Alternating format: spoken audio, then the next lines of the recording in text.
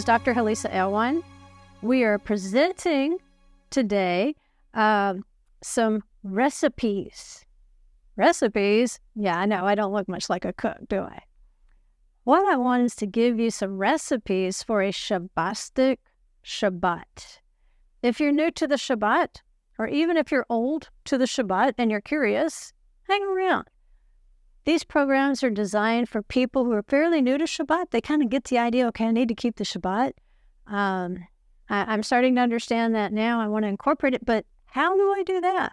I don't really understand all the things that go with it. Well, that's what we want to give you, some ideas about how you can get started, how you can start some great things that over the years, especially if you have children and grandchildren, they will grow to love. It will become part of being with you. They will associate, having that presence of Adonai in your home on Shabbat with being with you too. I mean, you kind of get to ride the coattails of the Holy One on that one.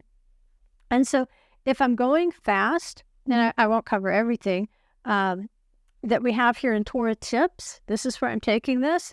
And if you'll click, there'll be a clickable link that you can click on the video that will take you to where you can download this, and then you can print it off.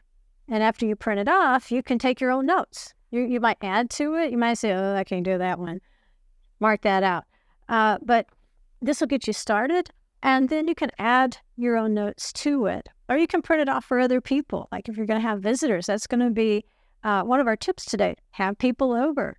I mean, are you really tired of people trying to draw you out to go shopping and go do this and go do that on Shabbat? And you're like, no, I'm going to do this Shabbat thing. I can't do this Shabbat thing if I'm constantly running and gunning here, there, and everywhere.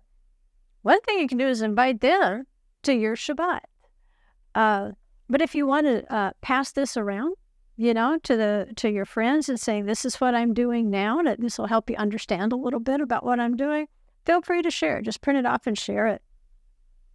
Because that's one of the hardest things about keeping Shabbat is if most of our family or our friends or our coworkers don't also keep the Shabbat, then we've got some splaining to do, don't we? And so we need to be very compassionate and understanding and say, hey, they're not where we are yet. Always add yet, Y-E-T. You're not here yet, but you will be in the millennium. If you were saved, you will be keeping the day that is all Shabbat. So we're rehearsing now. We're getting ready now. And so being new to Shabbat, it's exciting. You feel like you started a new life sometimes, and you have. But it can also be very perplexing. But once you decide to observe the Shabbat, you're going to ask this question, how do I do it? Well, the word is really great at giving general commandments, but it's not so great for telling you specifically what to do in your house, and that's what we're going to do. We're going to give you some tips to help you get started. And then you're going to see that as the beauty, because your house is not like my house. And my house is not like my neighbor's house. And so we'll have things that we all do together. We'll all kind of do them the same, but then we'll have lots of things that are going to be a little bit different. It's just going to reflect who we are as a family. But in this program, what we want to address is something I alluded to in the second one, which is the scripture that says, bake what you're going to bake and boil what you're going to boil. This is from Exodus 16:32. And Moses is having to clarify this. Clearly the Israelites, they're in the wilderness. He said, keep the Shabbat. Okay, great. But what does that mean? And so Moses has to clarify. See, he's teaching and they're learning. Hopefully it won't take us 40 years to figure out Shabbat. But here's what Moses tells them. This is what the Lord meant. Tomorrow is a Sabbath observance, a holy Sabbath to the Lord. Bake what you will bake and boil what you will boil. And all that is left over, put aside to be kept until morning. Right, so what are you going to do? You're going to prepare your meal. You're going to eat it on Friday night, because remember, the day starts in the evening and morning. And he says, have some here to put aside so that you can have your meals also on Saturday, right? So you're cooking a lot of food, you're getting a lot of food ready. But, like I said, the great thing about it is often you cook so much food, you can't eat it all. You end up also having leftovers on Sunday and Monday. But this is important. Prepare the food beforehand. And this does take time. It takes planning. It also says you shall not kindle a fire in any of your dwellings on the Sabbath day. Well, if you can't kindle a fire, then you can't really cook food anyway. Those two, you can see how they're intertwined. If you can't kindle the fire, then you can't cook. You can't bake. You can't boil. You say, well, what do I do with all that cold food? Well, we're going to give you some ideas of how to make sure that cold food is warm food even till the end of Saturday evening. But here's what's going to have to happen at this point. As you begin to keep the Shabbat, what you are going to become, even if you've never been one before, you are going to become a planner. Yeah. Some people aren't really natural-born planners. They're more fly by the seat of your pants people. Well, on Shabbat, we're going to have to develop some planners, right? Because if you don't plan ahead, you're going to get pretty hungry on Shabbat. If you don't plan ahead, it may not be, it may not have that joy and that sense of comfort on Shabbat. But sometimes when we get caught short on Shabbat, that's how we learn. Like, oh, well, I'll learn it better next time. I really didn't plan this one, did I?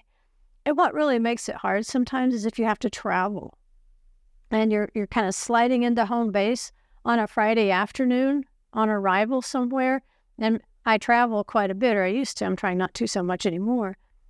But I found that the Shabbat becomes problematic, not when I'm at home, in my own, environment, because I can plan. I can do things ahead. I can have things in the freezer. But when you're on the road, sometimes you are dependent upon other people to help provide the things that you normally would provide for yourself on Shabbat. So you're going to have to plan. And sometimes that means, you know what? I need to take that early flight on Friday morning, not the later one, so I can sleep 2 extra hours. No, you need to get there early if you're going to have to figure out where to get your food for Shabbat. So that you don't end up having to go to the grocery store. And again, you're making other people work. You're not supposed to work. You're not supposed to engage in commercial activity. You're not supposed to make others. You're not supposed to make them bake and boil. So you're going to have to start planning. And that means, ladies and gentlemen, I don't know how many gentlemen like to cook. Some gentlemen are great chefs. But you're going to have to cook those dishes ahead. Oftentimes, it may not be say your protein. You might wait and do your protein on Friday morning, but a lot of times your vegetables and things like that, you can cook them ahead, put them in the fridge. You can freeze them. You can bake extra things, like say if you're doing a green bean casserole. You know what? You can buy these little containers, freezer containers. Cover them real good, stick them in the freezer. Instead of doing 1, do 3.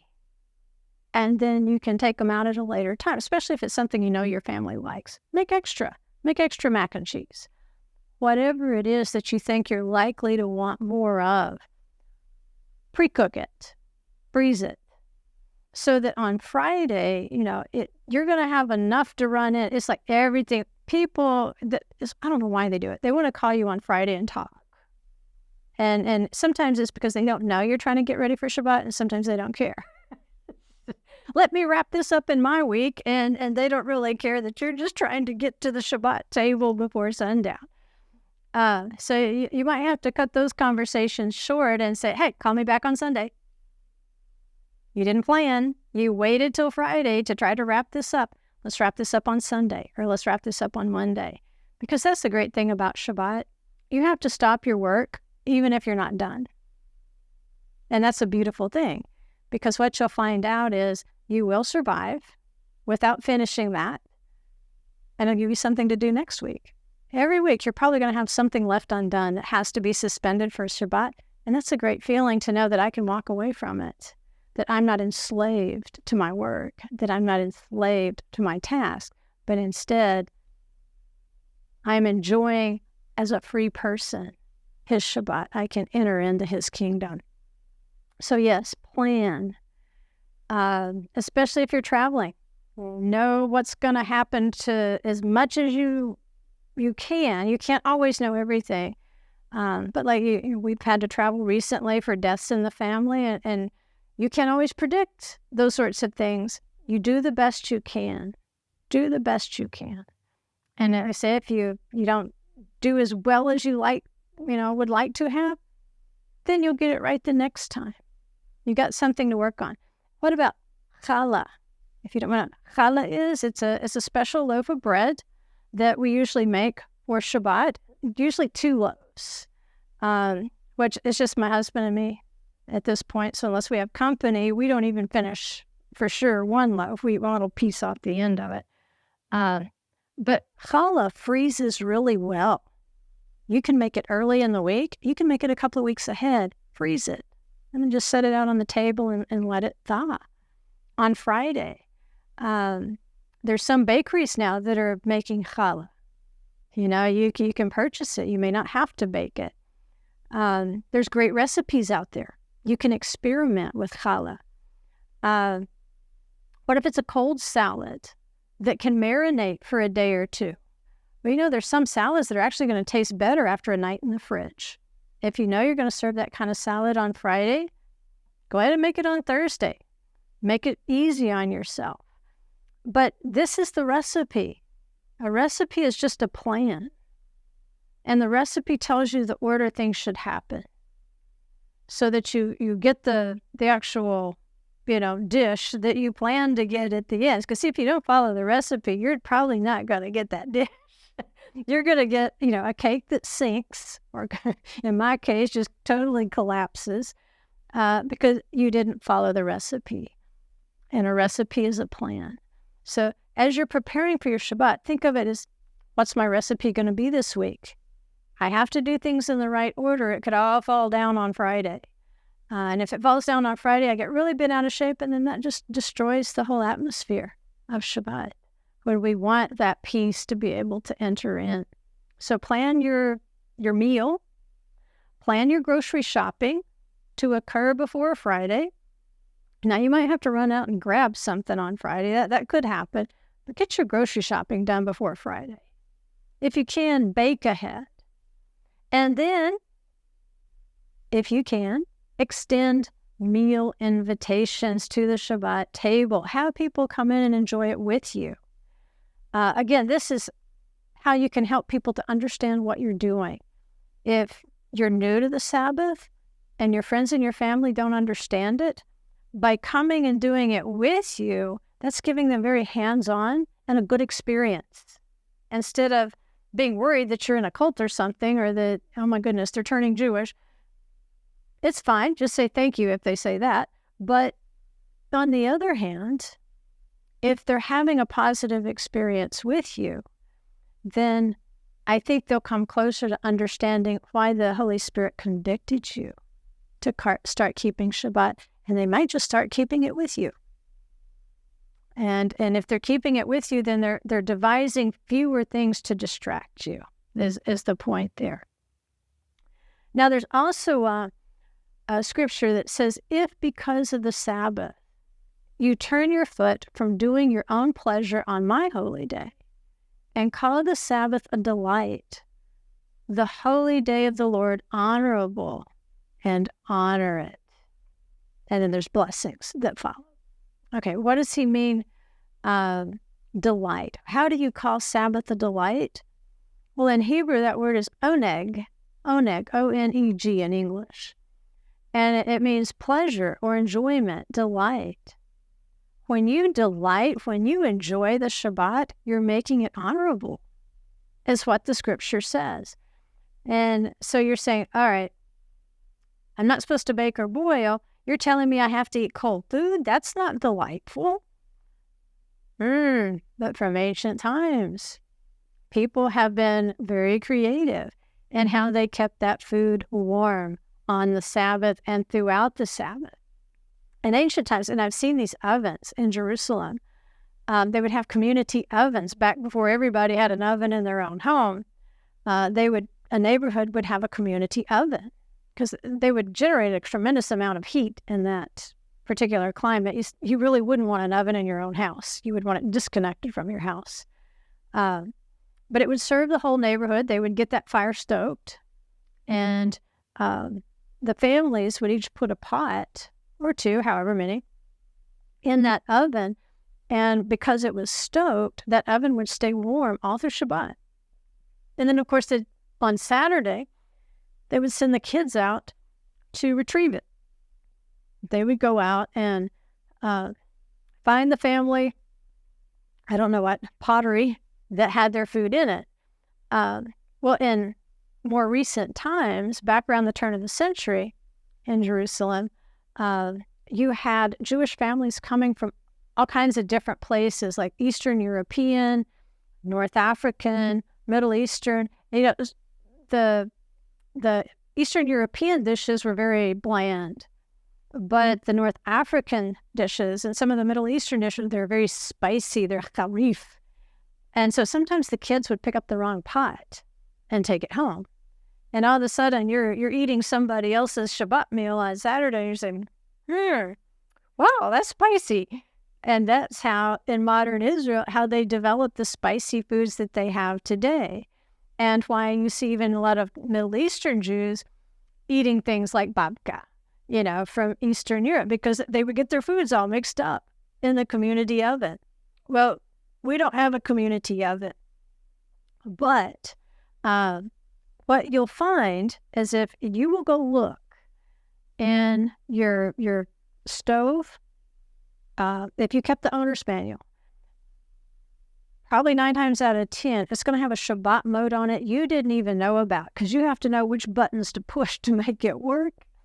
And that can be a problem if sometimes you push the wrong button and you send it into Shabbat mode and you didn't know that, and now your oven's going to, keep running for 12 hours or something. You have to go back to the manual and figure out how to turn it off. Most modern ovens do have a Shabbat mode where it'll just hold your food at a constant temperature in the oven. The easier way that we have found that it's so convenient is I almost wish we had it used it the other days of the week. It's based on something called a blech, B-L-E-C-H. And a blech was designed to sit on top of a gas stove so that you turn the gas burners on low as they'll go. You set this metal thing on there, and then it kept the foods warm that way. We don't have a gas stove. But now what they sell is something called a stovetop warmer. Stovetop warmer. There's different brands that you can get, but basically all you do, you plug them in, you set your food on it, and it keeps it under boiling all through Shabbat. As long as it's plugged in, it'll keep it at under the temperature of boiling. And you'll have to experiment because some of them do run hotter than others. We've got one right now that runs way hotter than the last one. So we're having to kind of lift it up, use little like wire cookie racks so we won't burn the bottom of it. But you can experiment. You can, if you have lids, put the lids on there. You can make soups, stews.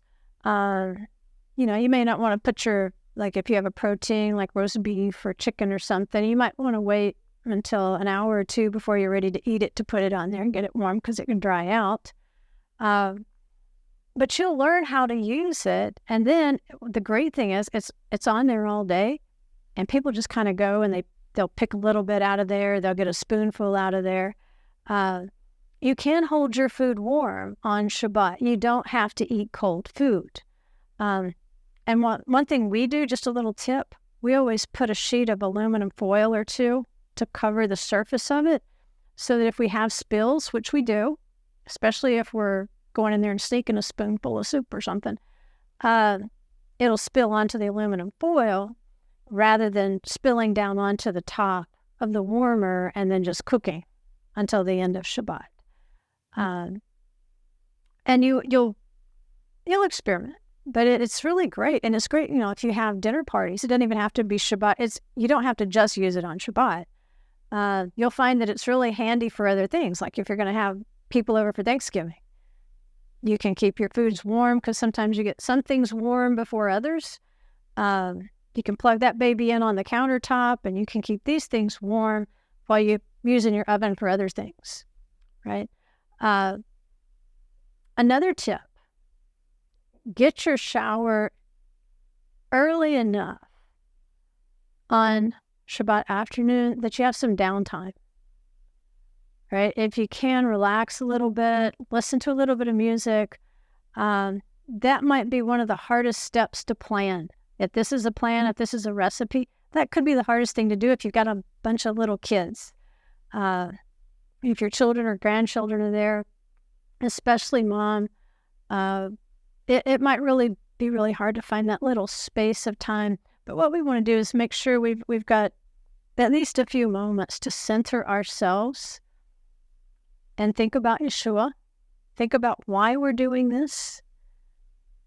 Think about the spirit of the commandment and that, wow, this was supposed to be a delight, and I might not be feeling especially delightful right now. I might be frazzled. So if you're feeling frazzled, I think it's especially important to remember the oneg, that it's supposed to be a delight to you, and there might be certain things you can leave undone that'll be okay undone. It'll be just fine. Did you leave a load of laundry in the dryer that you really needed to fold? Well, you know what? It'll be fine. It'll be there Sunday morning. It's okay. If you can take that same 5 minutes and devote it to thinking about, hey, this is Shabbat. I'm entering into a time of eternity right here. These things that I'm about to do are eternal. I'm about to take pleasure in the Shabbat of our Messiah. It's worth it. It's worth it to leave that laundry unfolded. You might have to get it out of sight so you don't fret over it. But be creative, And like I said, make those special things for children to do or think about them. Like, get them a special box of cereal. If they like cereal on Shabbat, then get them a favorite cereal that they only have on Shabbat. You say, well, my husband, he's just not happy unless he can have some eggs. He still can. Remember, we have the stovetop warmer. And we do this often. We'll get some turkey sausage or some chicken sausage. We'll make that. We'll cook that ahead of time. And then you can fry eggs however you want them. Or you can make omelets however you want them. You put them in a little tin, cover them. For breakfast the next morning, just throw them on the stovetop warmer, and voila, you have hot eggs and sausage, if that's what you like. If you like pancakes, freeze them, and then take them out and stick them on the warmer on Shabbat. In fact, you can warm up your syrup there on the warmer, and you'll have hot syrup and pancakes with butter, if you want them. Just remember, it's when you're doing something new, if you can make friends with people who have done it a long time, you'll get lots of great tips and ideas. But the neighborly part of Shabbat, that's why I said send out invitations. Try to have people over, because this is an important part of Shabbat. It's joining and fellowshipping with like kind and like mind. It was Yeshua's custom to go into the synagogue on Shabbat. It was Paul. It was the disciples. They would join with like kind and like mind. And so have guests for dinner. Don't eat them. Feed them. Okay, I'm going to clarify that. But yes, have guests over for dinner. Connect with people if you can. My aunt did something, may her memory be for blessing. I always admired this. Whenever she had a guest over for dinner, she would write on a note card what that guest enjoyed. If it was one of the dishes she served, she would write that down. She'd make a note card for that person. if they didn't seem particularly impressed with the meal, she would say, well, what do you like? What do you like to eat? And whatever they said, she would write that on their card. So when that guest came back, she would try to serve at least one item of their favorite food, whether it was something she had already made and they tasted or something she was willing to try that she hadn't. I mean, you talk about connecting with people. When you make a food and you can remember that's kind of cheating, because I don't think I could remember what somebody liked if it was, several months or years in between. But it's not really cheating. You cared enough to write it down. And so when you remember what people like, it says to them that you care about them. And this is important. Connecting with people is important on Shabbat. This is a vital ingredient in your recipe. Joining with like kind and like mind. You say, I don't have anybody. Okay, let's fix that. There are people out there that you can connect with online. Even if there's no congregation or families in your town, you can connect with people. I have Torah classes. We've got almost 400 people in there that connect with one another in different ways. There's other things out there, other communities. You can go to a conference like Revive and connect with people, exchange emails. And so it could be that maybe you spend an hour online, whether it's Zoom or FaceTiming, sometime on Shabbat that's set aside to connect with other people. You have to be kind of aggressive in making those connections. What else could you do if you don't have anybody like you? Find an elderly person in your neighborhood. As you're preparing your own Shabbat dish, even if they can't come to you, you take that dish to them. Maybe you take them an ice cream. I don't know, it just seemed like most of our elderly family were like, they loved ice cream. Okay, if you don't want to take them a dish, take them an ice cream. Share it. Is there somebody else who doesn't have anybody? They may not be keeping Shabbat, but they might be a neighbor. Take them a portion of your meal. Just look for opportunities and you will see them. Get the kids to help you in preparing the Shabbat meal if possible. Or a lot of times kids will know where there are shut-ins, where there are elderly people or people alone in the neighborhood. They might be aware of them better than you. So you might even ask your children, is there anybody in our block that you know of that just doesn't have anybody? Is there an elderly person that I haven't noticed? A lot of times kids know, and a lot of times you're always telling them, be careful, where you go. Kids talk, and they know whose yard to go in and who's not to go in, right? But often it's just a matter of setting your boundaries. And if you will invite people in, then you're going to reduce the conflicts you have with people inviting you out, which is what you're trying to avoid. You're trying to make the Shabbat a delight. And you can do that with other people who want to delight in it. So you invite them in if you can. And it will stop a lot of the distractions so that you can feel that spirit, that Holy Spirit that can just fall into that Shabbat space.